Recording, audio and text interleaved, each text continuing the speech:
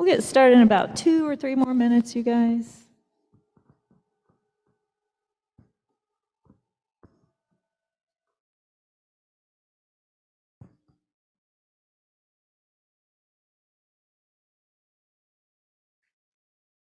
For those of you that are in the Gampa that didn't hear me already say, restrooms, if you need them, are out the Gampa door, just to the left in that little hallway there. Feel free to get up.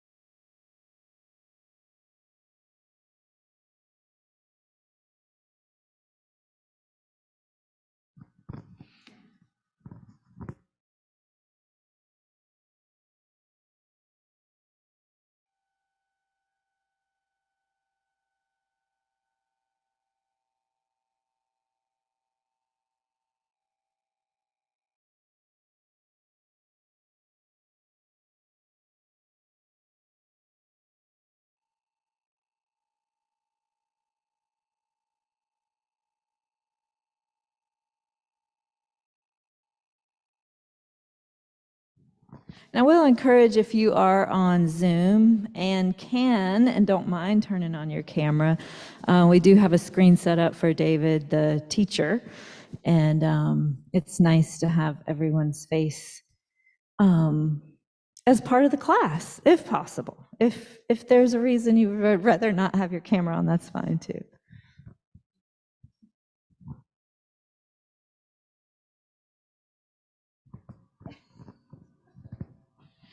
You all are as much a part of the class as everyone here.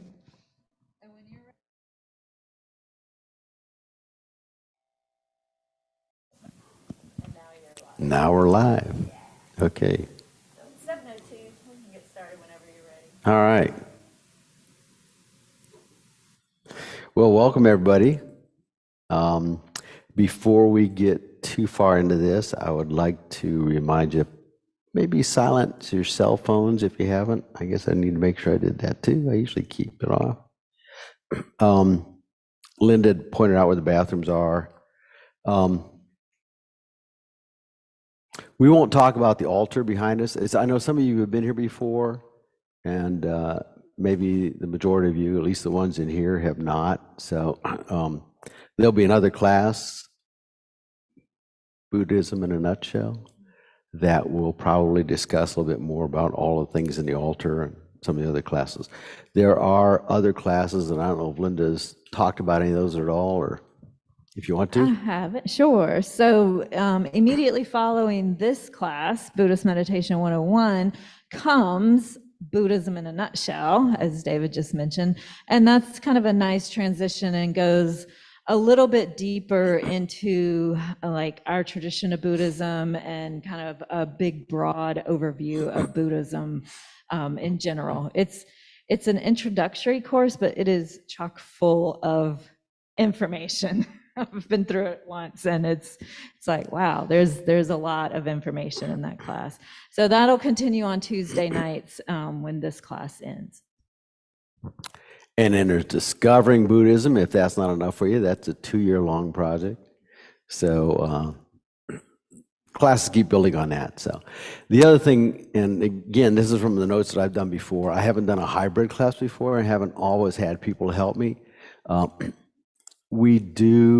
center operates on donations only. We don't charge for any of the classes or anything, but if you're so inclined, there's a box outside. So I always like to give that little plug too, so we can keep the lights on and whatnot. So my name, like I said, is David Macklis. I have lived here in North Carolina since 1983. I was born in Ohio. I was raised Methodist. But as a child, I was always fascinated by kind of Eastern thought and Eastern philosophy. And I kind of got involved in meditation very young too, and just started playing around with that a little bit. I was quite happy when meditation became kind of mainstream in the 60s and 70s. I was a young hippie back in those days, and so that was like, well, that's pretty neat. And then just kind of played around with it for a number of years, and then in 2004 we discovered the Kadampa Center and started coming here pretty regularly. So I've been teaching meditation since shortly thereafter we started coming. Started doing some practice and some teaching in some of the prisons here in North Carolina. Have done a couple, and did Dillon Youth Facility up in Butner and Nash and some other ones as well. And then again, we live in Raleigh. I think my wife's going to be teaching the next module. And then we have 2 kids, 3 grandkids. And I'm kind of curious. I usually, again, when we haven't done the hybrid thing, I'll go around the room and ask people what's attracted them to this class, or what made them interested in coming. I spoke to the 2 young ladies from NC State, and they're working on a project. Do I have that right? Okay. And this is the project. So has anybody got anything they want to share on what kind of brought you here tonight? What piqued your interest or piqued your interest? And if you are on Zoom, you can type it in the chat or just raise your hand. If you're on YouTube, you can put it in the chat. If you're in here, wait for the mic to come around. Chris will run the microphone so that the folks on Zoom and YouTube can hear you. And I'll try to repeat things too if I can. So sometimes that's helpful. I don't have. Hello. Okay. I'm a professor at William Peace University, and I won't call it a midlife crisis. I will call it a midlife transformation. Has brought me here. I've been exploring Buddhism just on my own through books and YouTube. Yeah. For about a year, and then just found the center very recently. So nice. Looking for a slower, more mindful way of life and to ease anxiety. All right. Good. Very good. Anybody else have anything you want to share? All right. 2 more folks.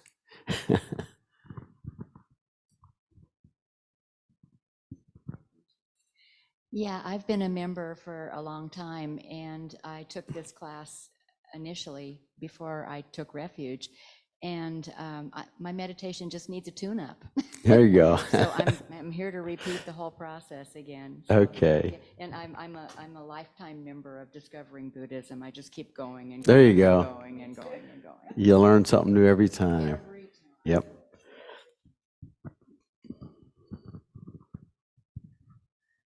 I might have a similar story, and I'm curious. So the last time I took this class was in the old location. Ooh. Down in the basement in Cary. Yeah. And I've raised 3 kids in the meantime after the facility here was built. So I've been over to visit a few times, but I haven't taken a class. So I'm looking forward to being in this space wow. Okay. each week. It's a different space, isn't it? Very good. Anybody else? Yeah, that'd be good. No worries. From my end, I've always been somewhat interested in Buddhism. Just never really took the dive to learn a little bit about it. And there's a couple of temples in the area, and I told my friend Matt over here that we should do it one day.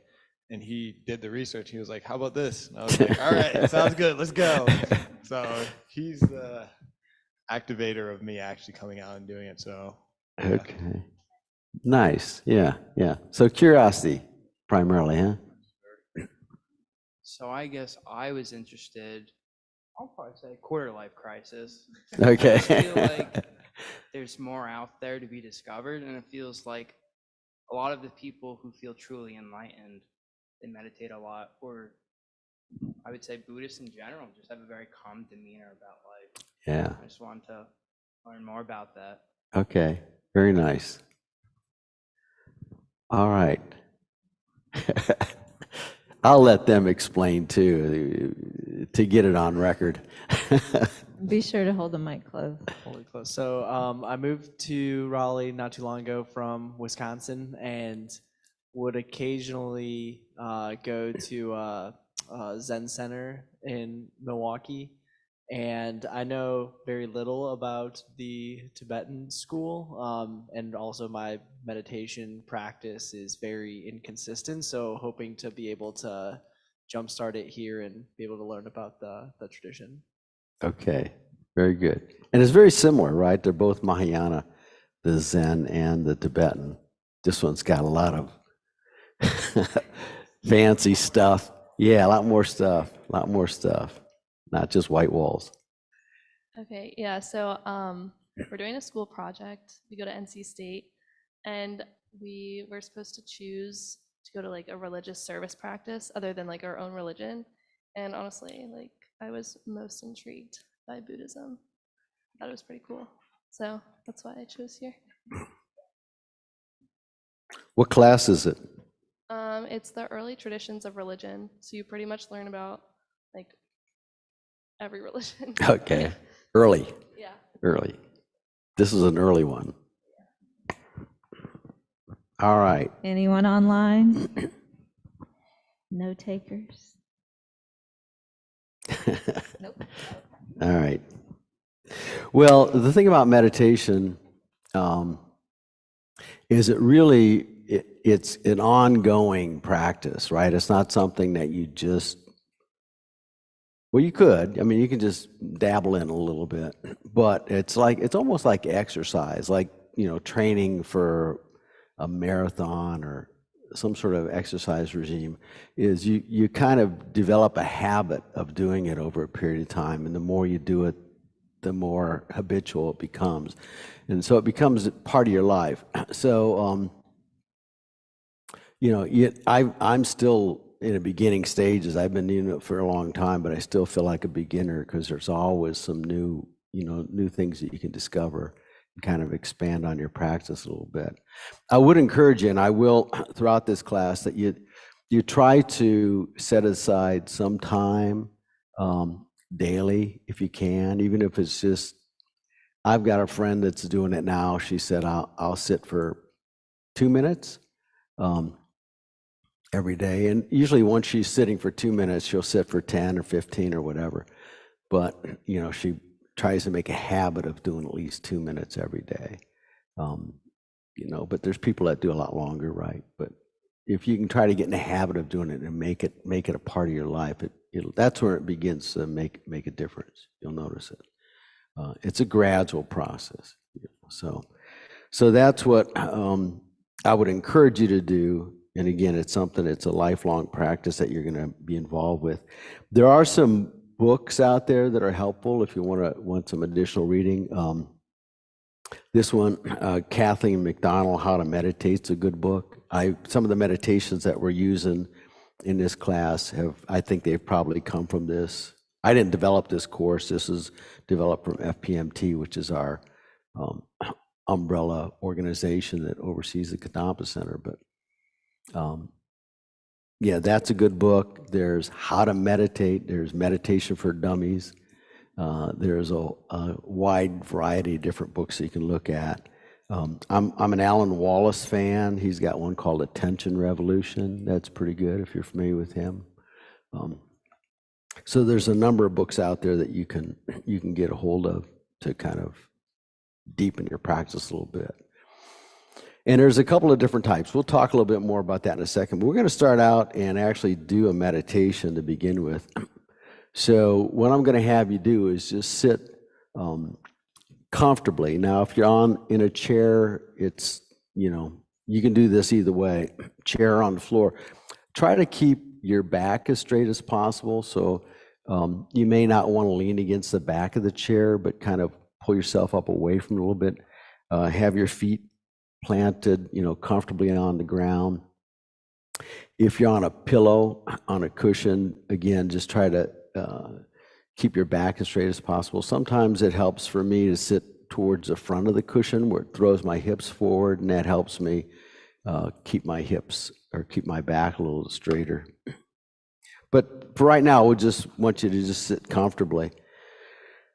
Hands, whatever's comfortable, there's a traditional position where you have your right hand inside your left with your thumbs touching, but whatever's comfortable, just setting on your knees or whatever to begin with. You can close your eyes if that's helpful, or if you find yourself getting a little sleepy, you can keep them just a little bit open, let some light in. And we'll talk about these postures a little bit more again. And then we're going to start out with just doing some simple meditation where I want you to just watch your breath and count your breathing, okay? And so every time you inhale and exhale, that's a 1 count. And then inhale and exhale is 2 count, okay? And the goal here is going to be try to maintain your focus on the breathing all the way through the breath. See if we get to 10. And if you can do that without letting your mind wander off of that, okay? And I'll tell you right now, it will wander off of that, okay? It'll wander off that a lot. But you just gently pull it back to the breath and try to refocus. Notice that you've wandered and try to refocus. So you can take a couple of big breaths in and out just to kind of settle your mind a little bit.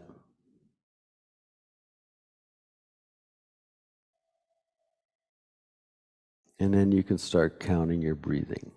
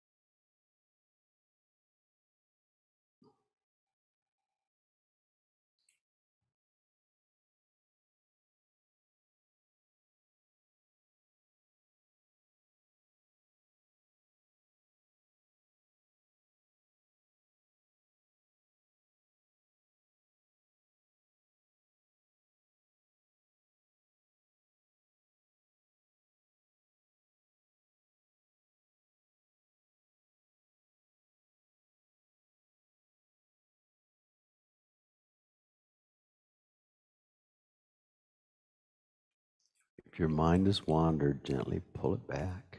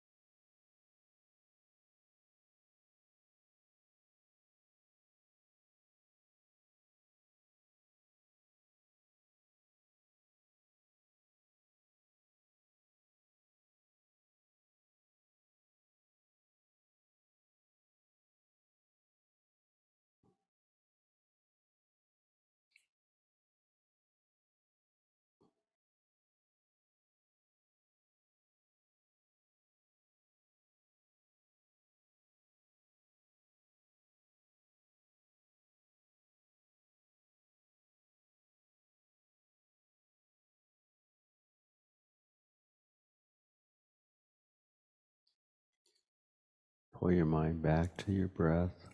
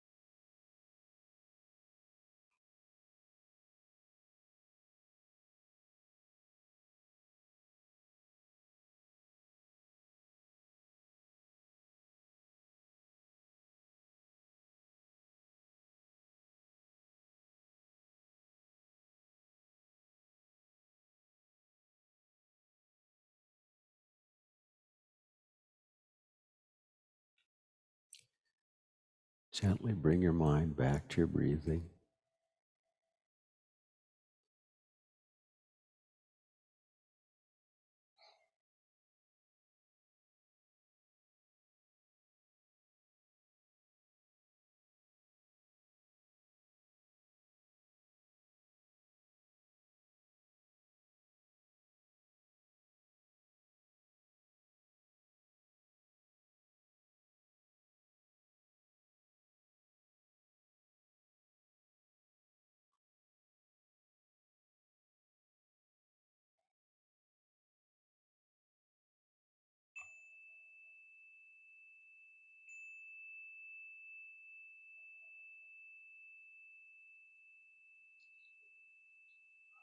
All right. Bring your mind back to the room. How many of you were able to stay focused on your breathing for the entire 4 minutes? 2 minutes? It's amazing, isn't it? How quickly our mind gets drifted off on something else. It just gets pulled away. Yeah, so our goal is to try to remain there. And that probably felt like about a half hour, but it was 4 minutes.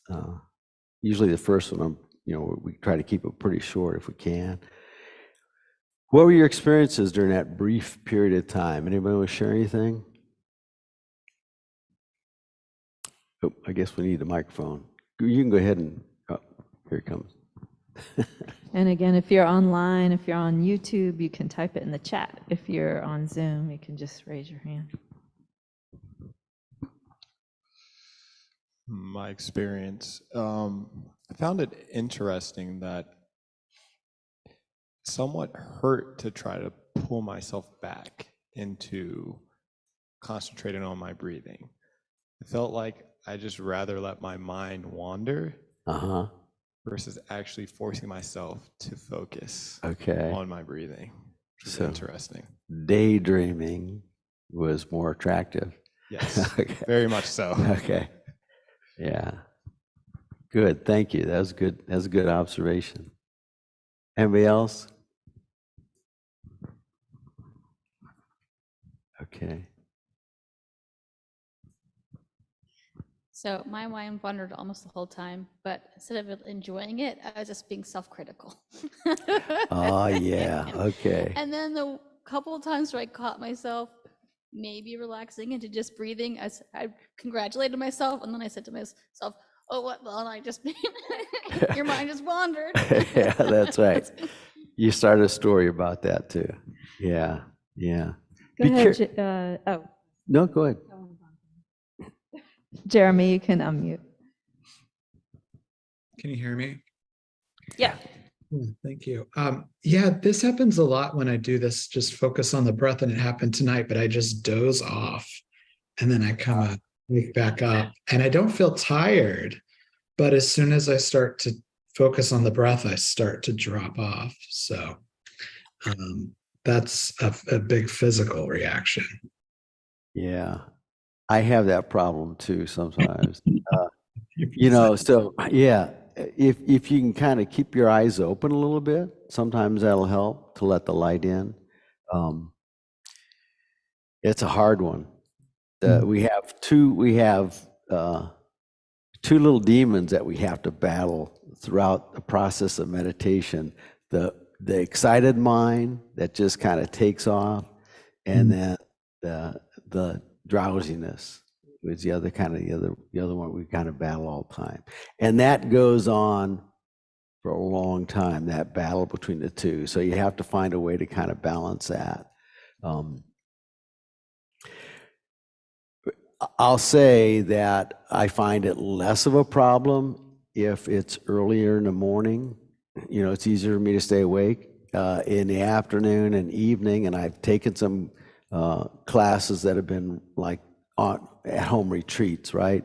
And the afternoon and evening ones are always, it's just hard. I just struggle with that one, but the morning I can do all right. So that might be something that you too want to consider if you're going to start a practice on a regular basis. Think about when is it that you're most alert you're most, your mind is most malleable or capable of kind of following those instructions, and try to develop that. And then we'll also talk about this later on. There's some people, there's a body scan that we'll do here in a minute that people do sometimes if they have a hard time falling asleep. But sometimes you can develop the habit of trying to meditate while you're laying in bed, which may not be a good habit if you have a tendency to fall asleep. So just things to consider, right? This is kind of a personal, how you manage it yourself. So thank you. Anybody else? Yeah, it's amazing how quickly our mind will wander or will fall asleep or whatever the case may be. And we think we have control. It's important that we not get too critical with ourselves. It's easy to do that, to think, well, I can do this. But it's really a hard thing to do. It's work, and it takes a lot of work. Most people don't realize how challenging it is. I mean, they see, these pictures of people on the beach meditating or whatever, and I think, oh, that looks awfully relaxing and easy to do, but it's really not. This type of meditation, which is really what we're developing. It's different than relaxation too, right? We'll talk a little bit more about that, but usually people will think of meditation and relaxation, but this is an alertness. This is a focusing your mind. So we're really trying to work on developing and enhancing our mental skills. And as we do this practice, we'll talk a little bit more about this, but there's developing a concentration, which is what we're doing tonight, what we just did with we're trying to stay focused. And then there's a type of meditation that's more analytical, where once you kind of develop that focus, there are things that you want to focus on, okay? And that's where the real meaty stuff kind of comes in, is where you can begin focusing on specific things and kind of hold your attention on that too, so. Positive experiences, anybody have anything positive come out of it? Zoom student says she felt calm. I would Good. take that as positive. Yeah, that's positive. That's good. That's good. Felt calm, and that's what happens. That's one of the benefits of it. You can kind of let go of things. So as we kind of develop this practice, right now we're just trying to observe when our mind gets distracted, and then we'll begin to develop what was it that distracted my mind. And we'll do some meditations later on where then the goal is to let go of those things. Just let them go, like clouds in the sky, right? And get yourself back to your breathing, your focus. And as you begin to develop the ability to let go of things, that's when the real calm kind of starts coming to play. Because you can let go of things like anger and jealousy and other kind of negative emotions. Okay, just kind of let them go. So in a Tibetan Buddhism methodology, so in Tibetan, Gom, Linda's talked about this being the Gampa. Gom means to familiarize yourself. And the goal is to familiarize yourself with what's going on in your head, right? Most of us are pretty comfortable with things that are going on around us. We've explored the outside world pretty well, but we've not explored our inner world very well at all. And that's why it's so challenging sometimes just to stay focused on what's going on in our head, going on in our breathing and that kind of thing. So that's something that, again, as we practice this more and more, we'll become more comfortable with it as well. So we're looking for familiarity and habitual patterns of thought and behavior. And we try to become more familiar with positive thought processes and try to let go of the negative thought processes. And that's something that you'll be able to, again, like I said, you can develop over a period of time. It takes some effort, but that's something you can do. And in doing so, you just find that you you become happier, I suppose. That's the goal. I mean, that's a common goal for all humans, is to try to find some degree of happiness and avoid suffering, right? For all animals, all sentient beings will say. They all seek happiness and all want to avoid suffering. And we think that we can do that by manipulating things outside of our head, the world around us. But in actuality, you are much more successful in manipulating the stories that are going on in your head to kind of change some of that, okay? I used to get frustrated with people that would cut me off on the road, right? Driving home from work and somebody would cut me off. I'd make up a story about that person, right? Like they'd planned all day to do that to me or whatever the case may be. But eventually I learned to change that story, and I started thinking, oh, maybe they just got laid off from work, or maybe they've got a sick child or whatever. You know, it's just a story that we're making up, and I can make up a good one or a bad one. Our minds tend to be, what do they say, Velcro for the negative stuff and like Teflon for the positive stuff. We cling to the negative things, and we don't accept all of the positive things, the stories that can come on. So, this gives us an opportunity to kind of change some of those stories a little bit, and in doing so, kind of change our reaction to things, lower your blood pressure, some of the other things that go along with it as well. So,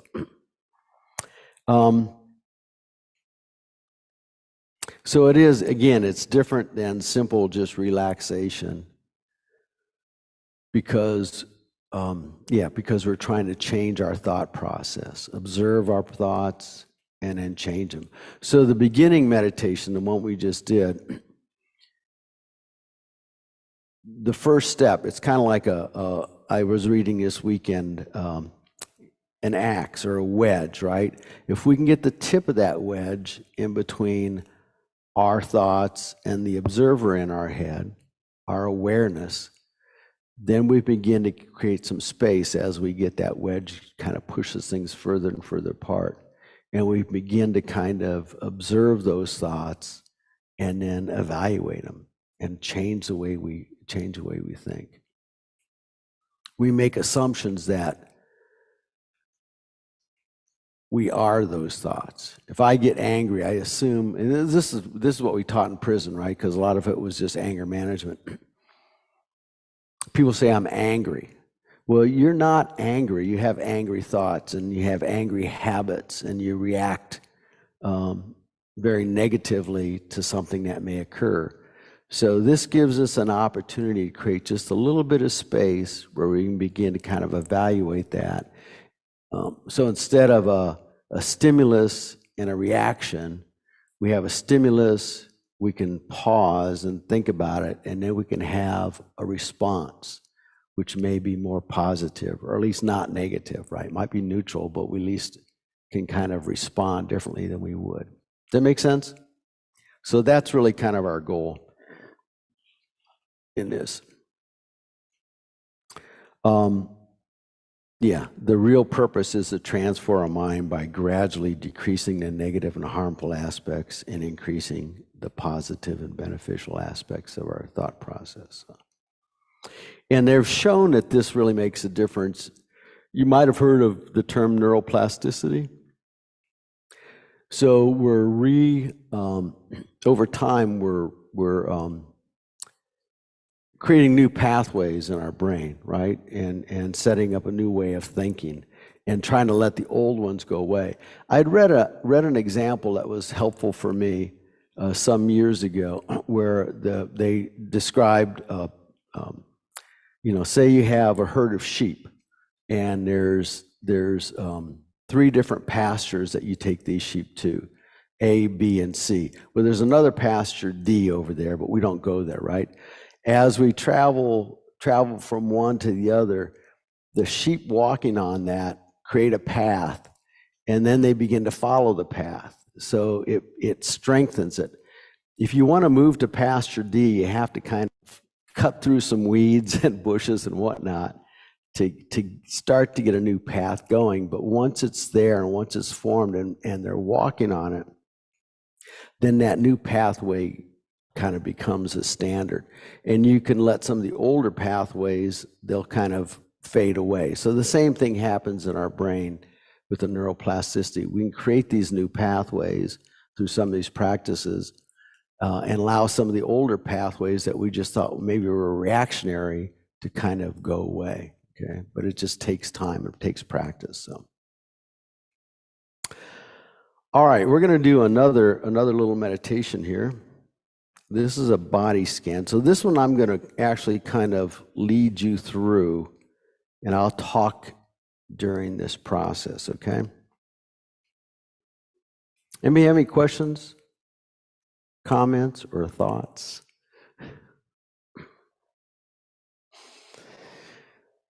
All right. Get yourself comfortable. Back straight, hands comfortable. Relax your shoulders. It's good to have kind of your chin down a little bit. Sometimes I imagine that there's a string on the top of my head, pulling my head up, and my spine is like a stack of coins stacked up. And we will start out by taking a few big breaths.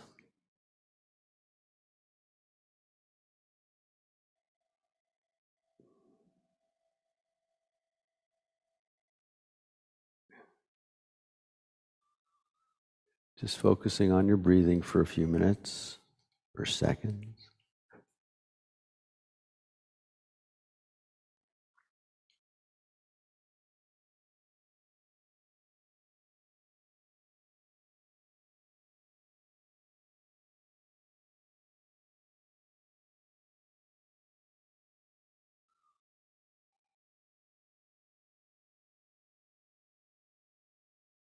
I want you to think about the lowermost point on your body where it's touching the ground.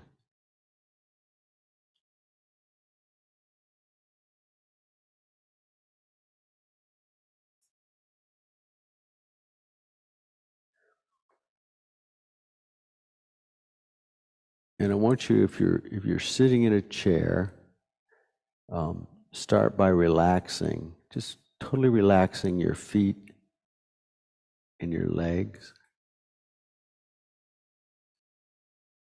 You can do the same if you're sitting on a cushion. Just relax the lower part of your body as much as possible.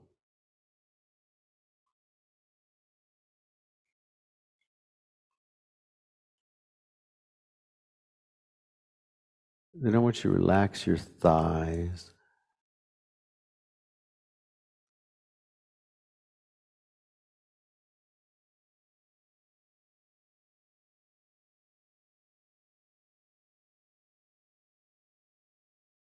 And your hips.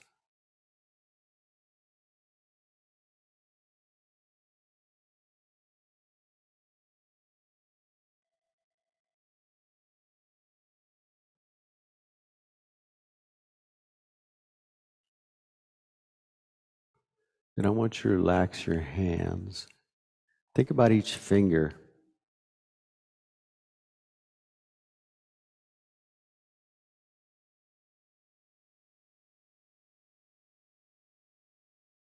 Relax all your fingers, the palms of your hand. Then move to the wrist. Just let them sink into your lap.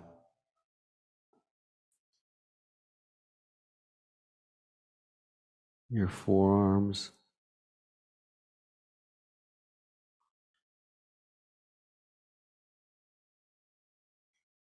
Elbows.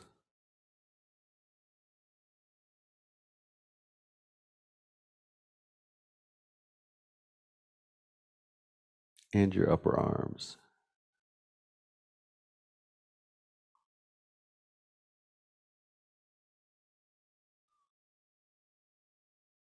Then your shoulders.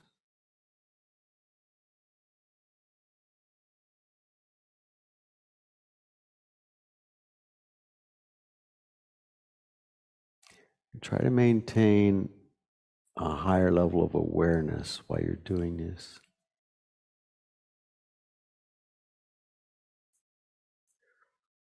Now go to your abdomen and just allow the breath to go in and out naturally.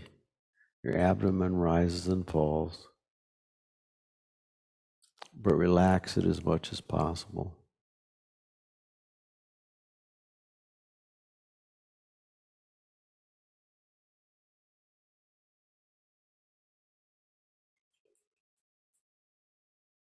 And your chest.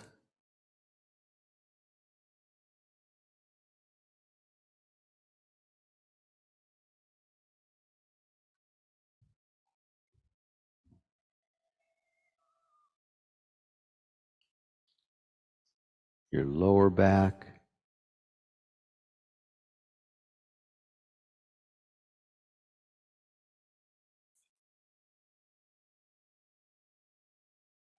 And your upper back.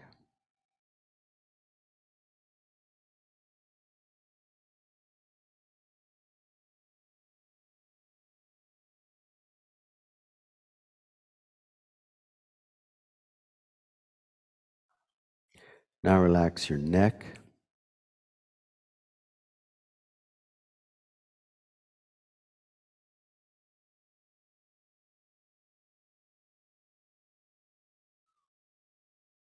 Your jaw.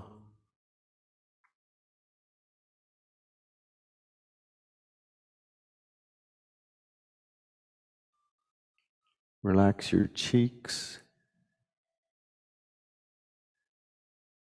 And feel your facial muscles relax.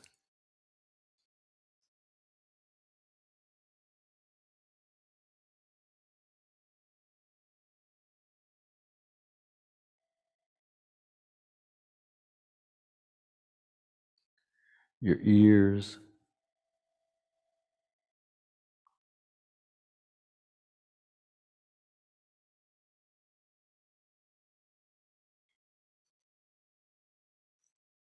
And the back and the top of your head.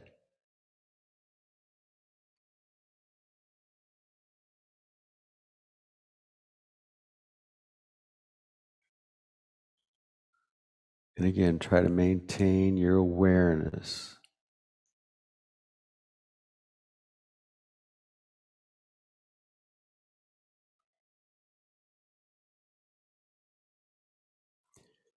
Now you're going to have to use your imagination a little more. And I want you to relax your brain in your head. Picture it just kind of easing down into the base of your skull. Your eyes.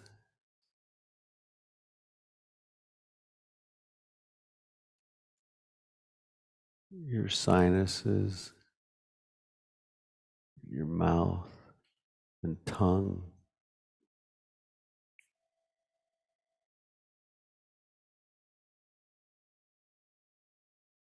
Try to relax your teeth.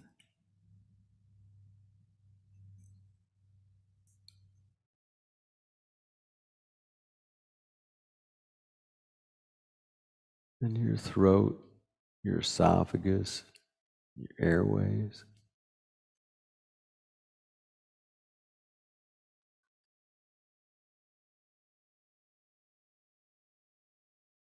Picture your lungs relaxing, but still very relaxed, taking air in and out. Your heart and all the organs in your abdomen.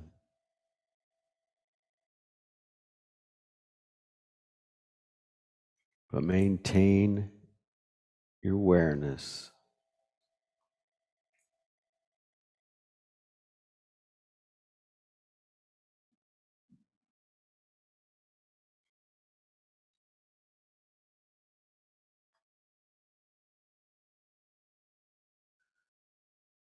Just be aware of your breath going in and out, and everything else totally relaxed.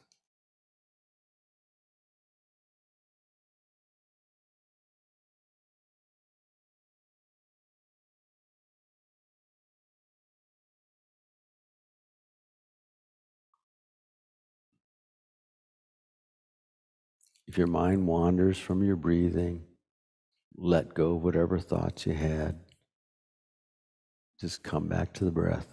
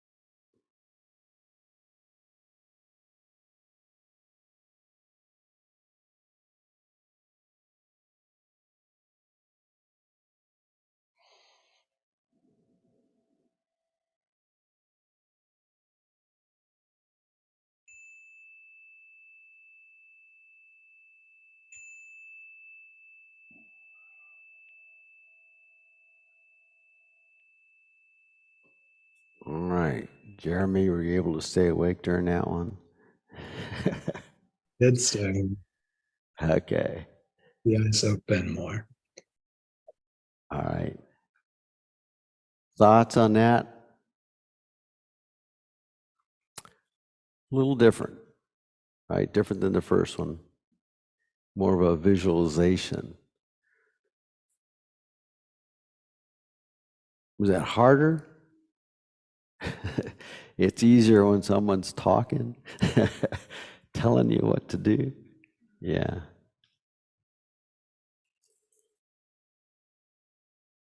Thoughts?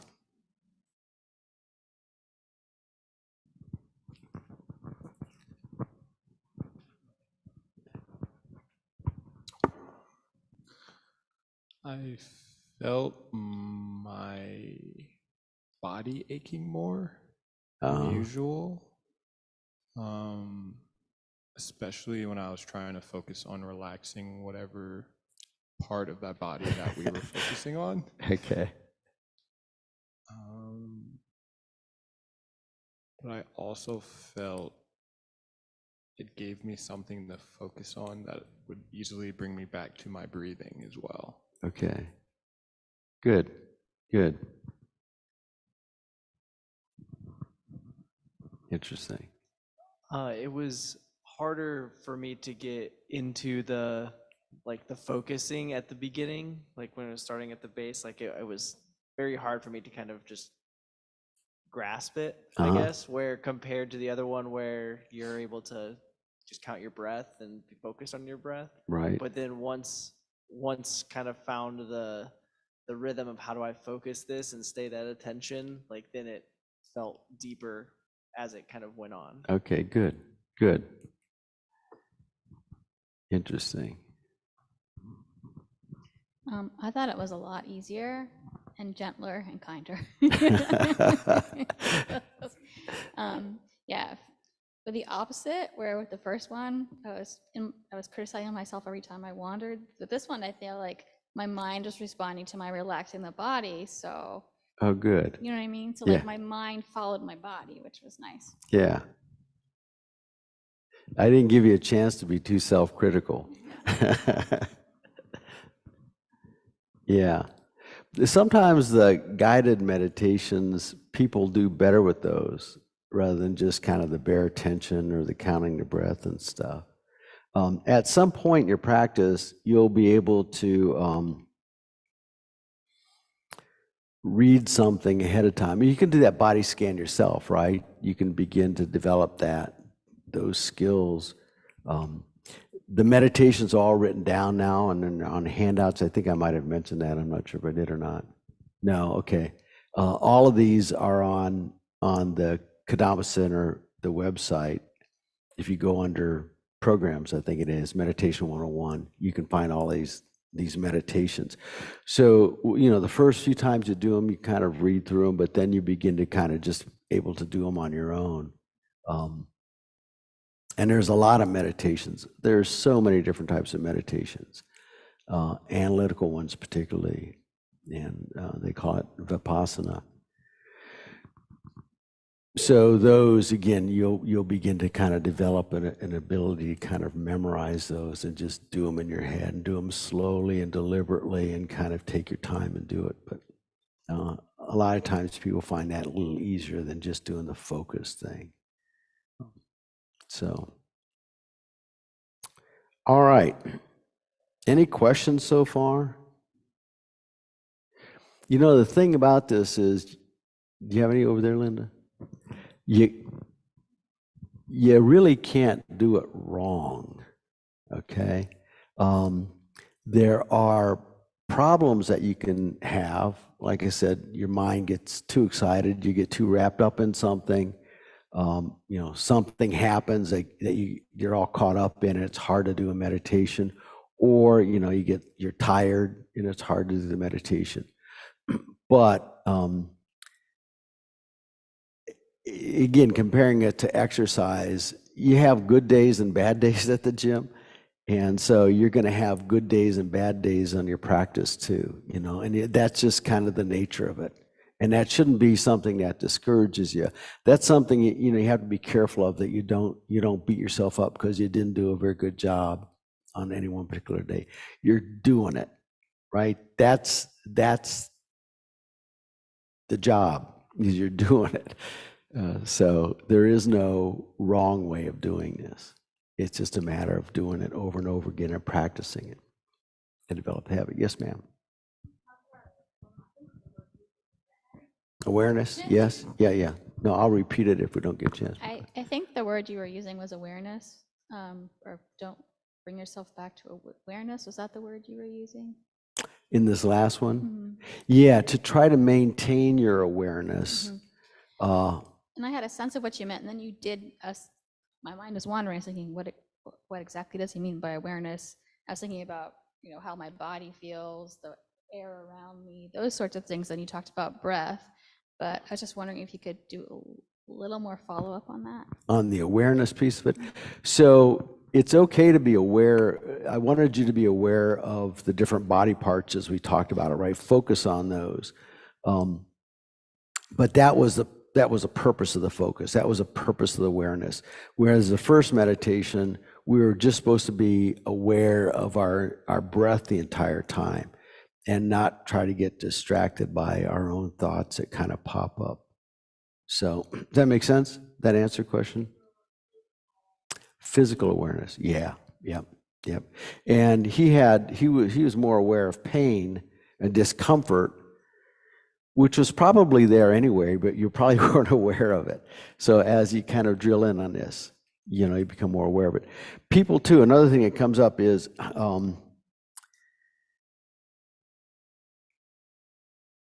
people will try to do this meditation and things will start coming up, right? Thoughts and things will start coming up that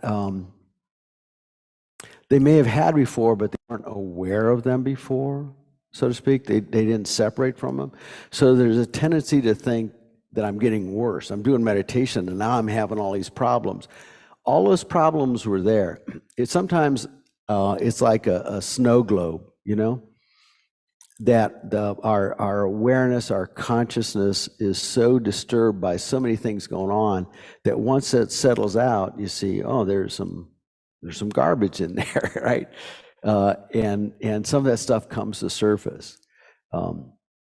So those are something that you just need to realize. It's not that you're getting worse. You're just recognizing things that were always kind of there anyway. If that makes sense. So Other questions? Chris, you got a puzzled look on your face. No, I was just, I've been coming here for about 20 years, okay? And, but still, I had a hard time getting past number 18 tonight. You know, after 20 years, I'm still working with getting past 18. Okay. And one thing that Geshe, our teacher, main teacher, told me or said one day in teachings, he goes, if you notice, how did he put it? When meditation seems more like work than doing it, it's time to stop, because is that right? Oh, for a session, you mean? Right. Yeah, thank you. End on a high note.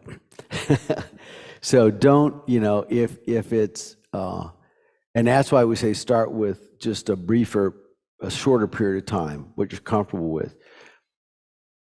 Don't push it. Yeah, don't push it. If it's not comfortable anymore, then take a break. You're better off doing 3 or 4 short sessions and trying to do one longer one, if that makes sense. So thank you for mentioning that. We have to do that. And you may find some days that you can sit for a long time, and other days that you can't do more than a minute.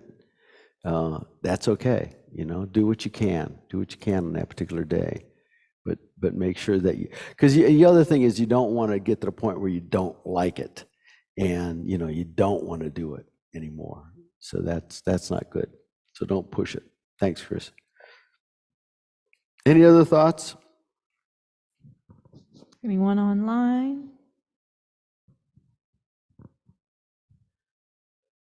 It is a slow process, and I don't mean to discourage anybody. I was teaching up at one of the youth facilities, the prison developmental centers, I guess they call them. And after the first class, some youngster said, "Well, when's it going to happen?" And I said, "When's what going to happen?" He goes, "Well, something's supposed to happen." I said, "No, this is about all that's going to happen." I think I discouraged him. He didn't show back up again, but yeah, it's just, you know, it's not going to be, at this stage anyway, it's not going to be any big revelations. It's going to be a slow grinding away, removing all of the mess that's built up over the years, and hopefully in that process you'll feel better about yourself. And people will notice too. People will notice over a period of time that you're maybe more calm. If you had a temper issue, you know, that maybe some of that goes away, whatever. We'll talk about some of those things. We do some of the analytical meditations in some of the future classes a little bit more, and we'll talk about a little more about anger and some of the other negative thoughts, negative states of mind that come up that we're able to kind of begin to let go of. Okay, and opportunities for practice and stuff. So, yeah, you know, if I'm doing just a group, we'll break up into small groups. It's a little bit of a challenge in a hybrid group. So I apologize if I'm a little disjointed here. I mentioned the 7-point. You know, well, I didn't talk about 7 points, but there are 7 points when you're sitting. The back is one, making sure that your back is as straight as possible so you're not slouching. The head, I said, kind of comes up a little bit, crown of the head, and your chin goes down a little. Your hands are comfortable. The posture is typically like this, the right hand and the left hand with thumbs touching, but anything is fine. I often will just rest my hands on my knees, okay? Eyes closed, ideally, but leaving them open a little bit's fine. Some people meditate with their eyes wide open, which is a little freaky, but if you're watching them, but it works for them, and it works well for them too. So whatever's most comfortable, because really what's going on is inside your head. Okay, not what appears to be happening on the outside. And then they typically have their tongue, put your tongue at the roof of your mouth, on your palate, behind your front teeth, and that helps prevent you from drooling. It allows the saliva to kind of run to the back of your throat. So,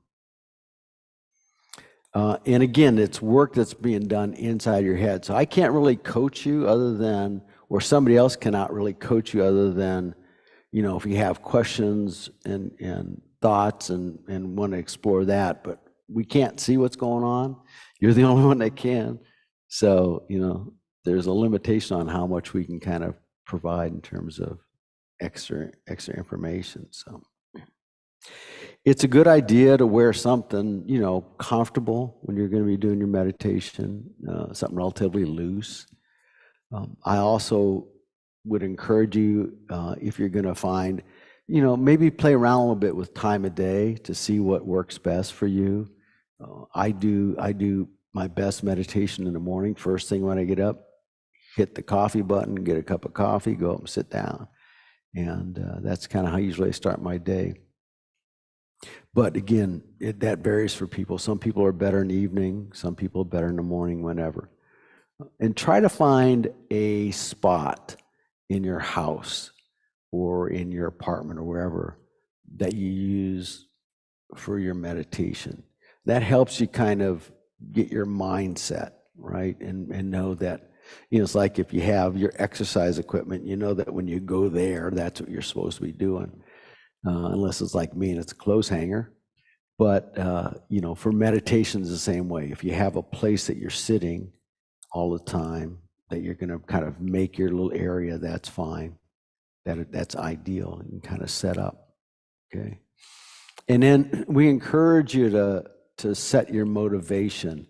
And we didn't do that tonight. And usually in the introductory classes, we don't get too deep into that. If you come to the Kadampa Center or any center for that reason, they'll set a motivation, right? Why we're here to benefit other people. And sometimes the motivations are very elaborate. But like anything else, again, I'll use the example of the gym. If you're going to go to the gym, you know, you have to kind of have some motivation to get there and go there. And that's your purpose. Or if you're going anywhere, for that matter, if you're taking a trip somewhere, you got to set your, you know, plan on doing it. So when you're doing your meditation, try to think about, all right, I'm going to sit down and do my meditation now for however much time you allow, and think about the benefit that you're doing for yourself and for other people around you. That's really kind of your goal, is to help the folks around you calm down and maybe benefit a little bit from your calmness or whatever, okay? Their wisdom is what we hope to develop. But questions, thoughts?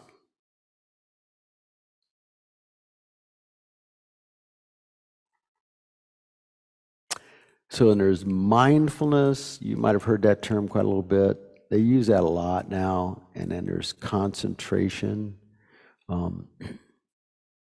Those two are a little bit different. We'll work a little bit on both. We did kind of mindfulness awareness when we did the body scan more, where the concentration, you're trying to focus, right? Focus on one thing and hold your attention there as long as you can. Two different mental skills that you want to kind of develop. And we'll develop those simultaneously, right? We'll do some of both kind of meditations. And again, we'll do some analytical ones here going forward.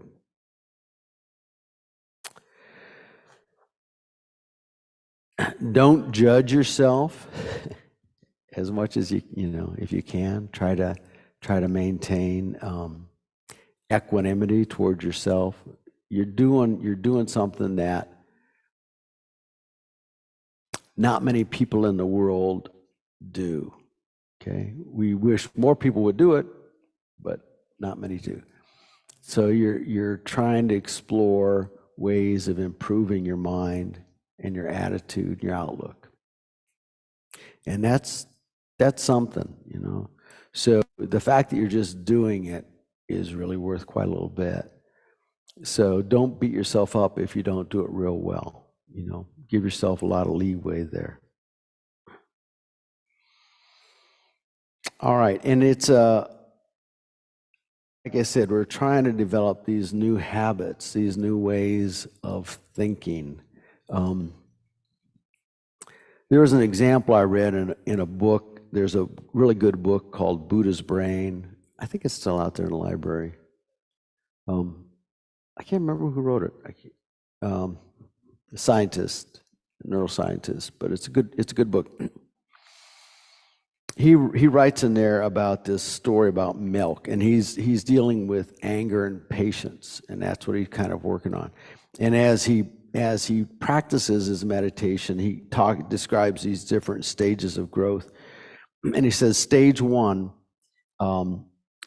There's a saying, and I'll preface this story with this saying. There's a first arrow and a second arrow. Sometimes they say the first dart or second dart. I don't know if you've heard that story or not.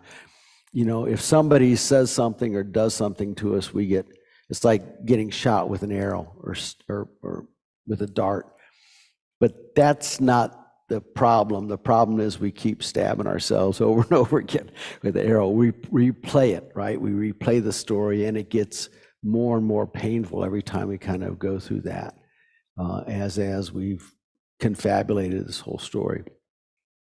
So when he describes these stages, stage 1, you're caught in a second dart reaction and don't even realize it. Okay, this is what happens to us now. Your partner forgets to bring milk home, and you complain angrily without seeing that your reaction is over the top. Okay. Stage 2, you realize you've been hijacked by greed or hatred in the broadest sense, but you cannot help yourself. Internally, you're squirming, and you can't stop grumbling about there's no milk. Okay, a little better, but still not good. Stage 3, some aspect of the reaction arises, but you don't act it out. You feel irritated, but you remind yourself that your partner does a lot for you already. Getting cranky only makes things worse. Okay.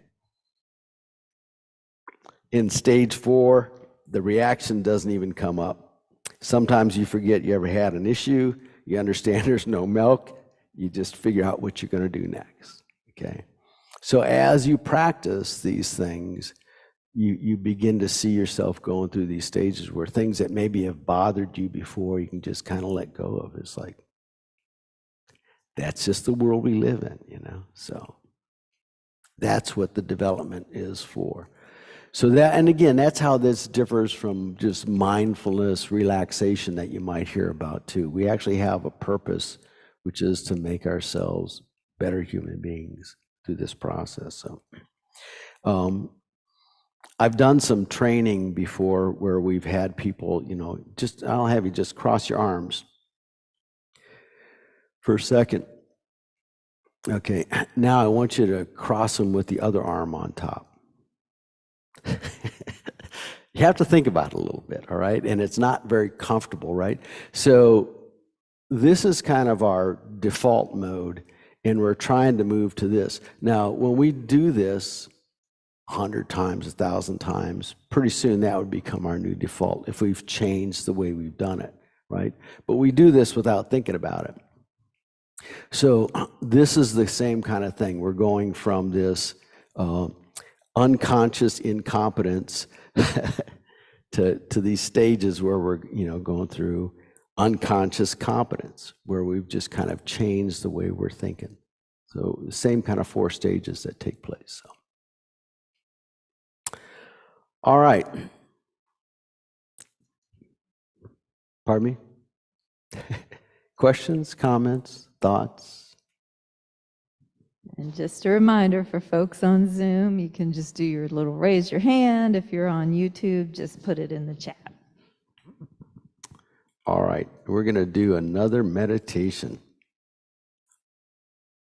Let me see which one we're doing now. Bear attention. So this is going to be very similar to the counting, the breathing. But you don't have to count. We're just going to kind of watch, okay? And I'll do a little description at the beginning as we get started so you can kind of know what to do, and I'll remind you every so often. So get yourself, assume the position. Okay. Feet flat on the ground, back straight, head up, chin down a little bit, shoulders relaxed, hands however they're comfortable. Eyes can be closed or slightly open if you want to. Tongue at the roof of your mouth behind your front teeth. Now I'm going to have you take some big breaths in and out to try to develop your focus a little bit.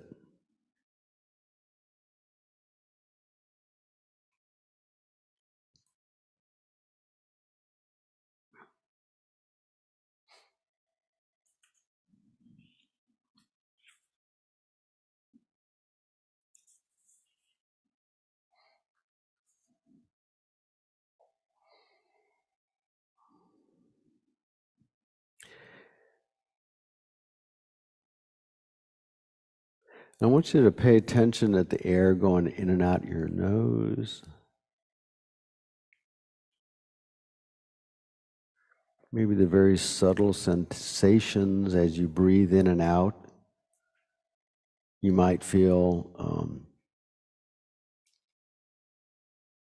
coolness as you breathe in, warmness as you exhale.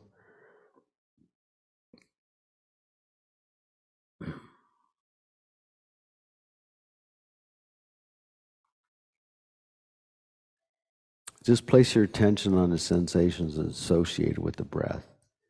Your abdomen rising and falling, or your chest rising and falling, or the sensation at the end of your nose. If you find it helpful for concentration, you can mentally note in with each inhalation and out with each exhalation. But I want you to use the breath as an anchor for your attention this time.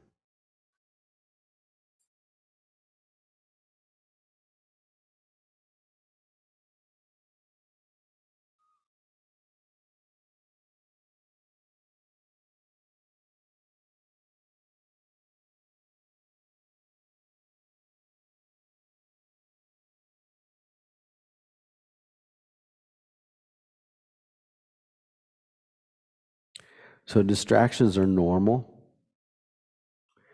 Your attention may be distracted by a thought, external sound, body sensation like itching, pain. As soon as you wake up and realize that this has happened, simply take note, such as thought, or I was thinking, or sensation. Don't get upset or disturbed. Don't judge. Just very gently disengage from the thought or distraction and return your attention to your breathing.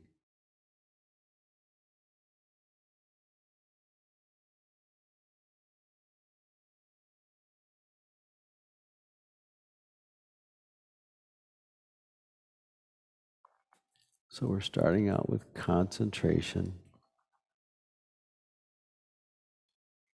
And then kind of loosen your concentration a little bit. Place a little greater emphasis on a broader mindfulness.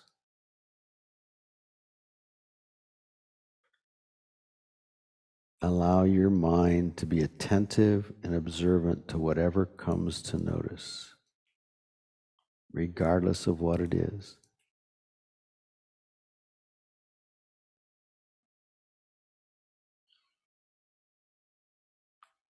Don't identify with the mental elements arising.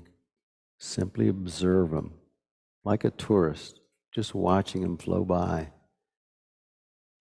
Allow them to rise as you observe them and pass away without getting involved. Just be aware of them.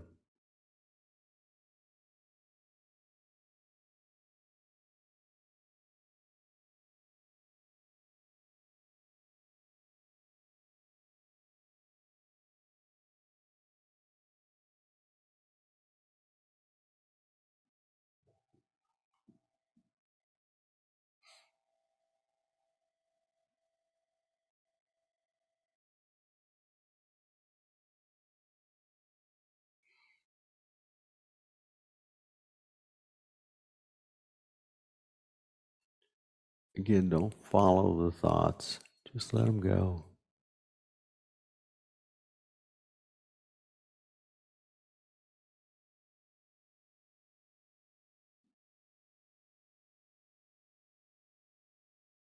Each time the mind wanders from the breath, begin to note specifically how and where it's wandered. Thoughts of the past, to the present, to the future.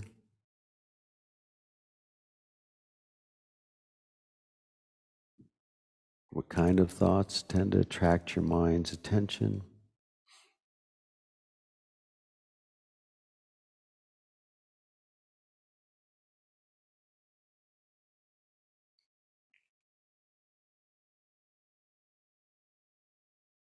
What does this indicate about the delusions that play a role in our lives?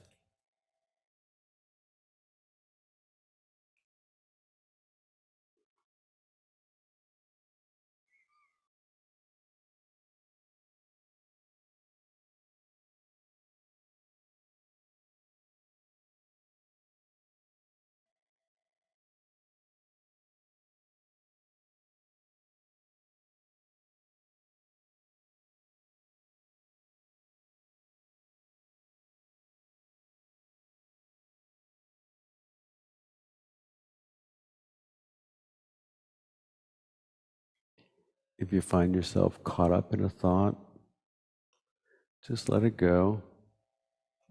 Come on back to the breath.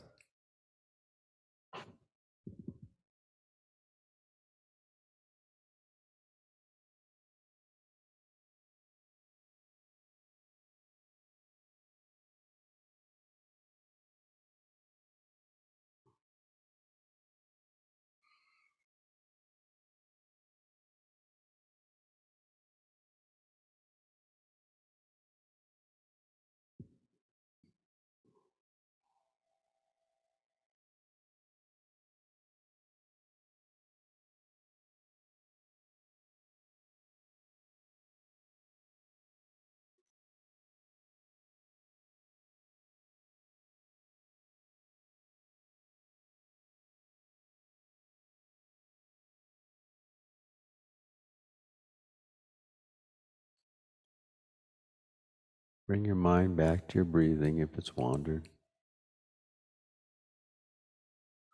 Just note what thought you had.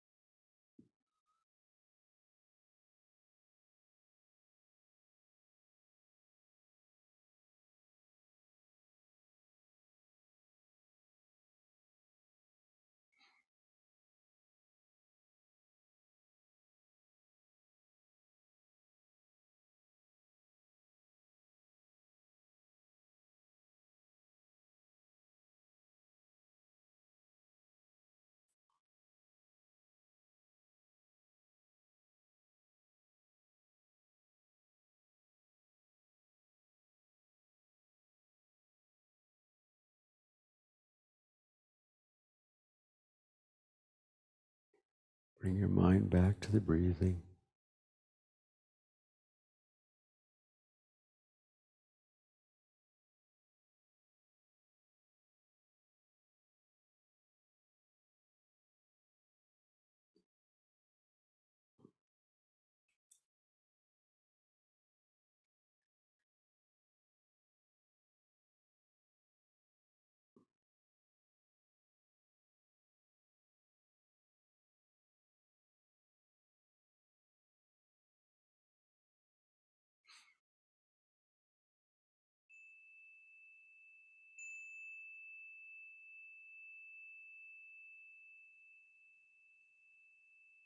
All right.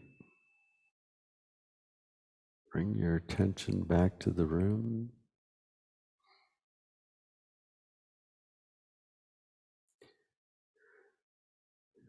Any thoughts on that meditation? A little bit different.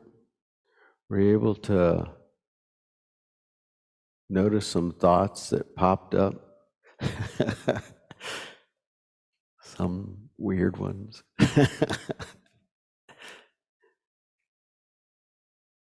Any comments or thoughts or difficulties, or was that one better? All right, you can reserve judgment. They're all a little bit different. But you begin to hopefully can see, oh, I wonder where that came from, you know? It's like a constant river of thoughts go through your head that you've never, maybe, most people haven't sat off on the bank and watched them flow by before, you know, kind of in a raft in the middle of it. Do you have a question? Okay, I thought maybe you were just stretching. I don't want to dominate. So No, that's fine. Yeah, I really like this one because the first one was the hardest for me, because this one you're saying to watch your thoughts. So when I'm being an observer, then if I felt less critical of my thoughts because I was doing the right thing. Okay. Sitting back and observing them and then letting them go. Yeah. So I liked having that direction, and I became very aware of just how mean I am to myself, essentially. But which I'm always aware of. But that's like the clear inner critic is just always there. Oh, wow. Yeah, Okay, so. good. That's a good thing to know, to be aware of that, not to be an inner critic, but yeah, to be aware of that. So, yeah, so sometimes I think about,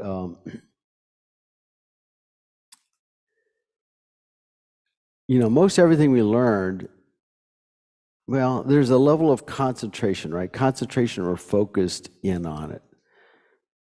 But then mindfulness is more of an expansive awareness, I think. So, and there's application for both. We want to hone that skill, that concentration skill. That's what we really want to be able to do, and that's a hard one. But then throughout our day, and I'd invite you, I taught a class once at an organization, and I made everybody put a little sticky on their dashboard of their car to be mindful on the way home and on the way back the next day, and they asked for their experience, and they said driving was a whole lot different when I was very mindful of my driving. So it's you're aware of everything. It's not like you're just learning how to drive, or you're just trying to concentrate on stuff. But you have an awareness of everything, but you realize that you're driving. A lot of people would come to work or come here or whatever, and not even, they'd be thinking about all sorts of everything else except for driving, right? Which really isn't a good idea, but that's what we do. So it's just, they're two different mindsets, okay? We need them both. We need to work on both of them, but yeah, sometimes one's easier than the other, so. Thank you. Anybody else have any thoughts on that one?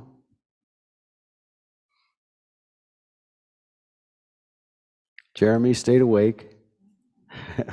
I don't mean to pick on you,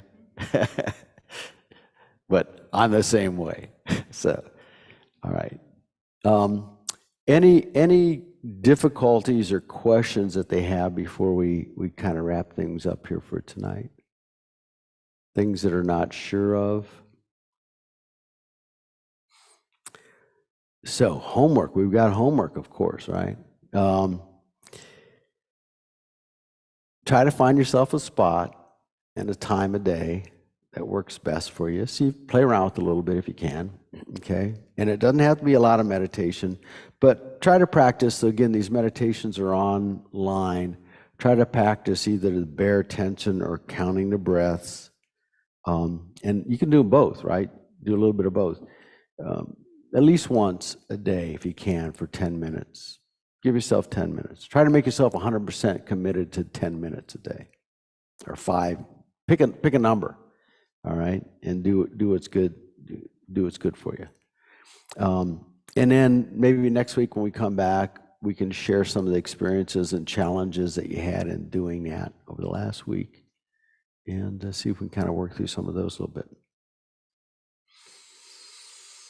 All right. Questions out there? Thoughts? So we like to do dedication. Like I said, we have a motivation for coming here. And so now it's like, all right, we did it.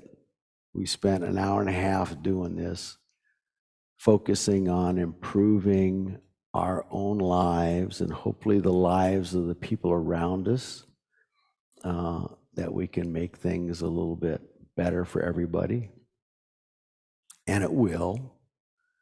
It will make a difference as you kind of stick with it. So I had somebody in a class once, they were talking about it was around the holidays. I think about this as we get close to holidays. They get together with family, and her and her sister always get into a fight or argument. Always. And so this year she was not going to do that. She was going to refrain, not get pulled into it. And, partway through the night, her sister's like, well, what's the matter? How come we're not fighting? And it changed their whole relationship, right? And I had that with one of the students too at Dillon. He had a teacher, one of the counselors that he never got along with, and he'd always run into her 2 or 3 times a day on a walk between buildings. And I said, just let go. Don't do it. Don't get engaged. Don't get pulled in. I said, you've got nothing to lose, right? You're here. This is an opportunity to practice this. And so he did it, and he did it for a couple of weeks, and he said it was amazing. He said, we became friends, It changed everything.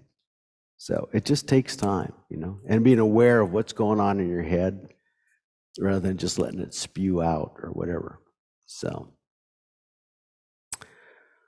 all right. I thank you all for coming and attending, and all of you online. If there's no other questions, I guess that's it, huh? Thank you, David. You're welcome. Thank you all. You're welcome. Thanks for coming out, everyone. We'll see you next week. Next Same Tuesday. time, same place. Yep. Good night, everyone online. Thanks for joining us. Thanks, David. Thanks, Linda. You're welcome. Take care.